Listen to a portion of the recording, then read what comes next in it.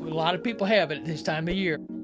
Clay Lamb here with Acid Chimney Sweep. You know, a little hole in that chimney can let gallons of water in. It could be on top of the ground. It could be in a brick where it needs tuck pointing. It could be some flash, but I'd highly recommend it gets resolved. And what's really interesting, a lot of times it's more than just one area that the water's coming in. Upstream, looking at vent stacks, skylights, things like that, where other areas water can come in. I'd highly recommend water repellent. We recommend ChimneySaver's water repellent. The warranty is really great. The warranty is a 10-year warranty on brick masonry.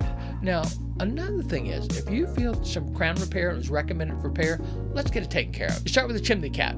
You start with a crown repair, which is the area just below the flue tile there. Then you start with a brick and mortar. Now, courses of brick are horizontal. There could be 7, 24, whatever number of brick. They all need to be water repellent. Sometimes we'll recommend it down to the roof line. Some will say the whole chimney. Let's get this thing resolved before it gets worse on you. Water problems don't go away.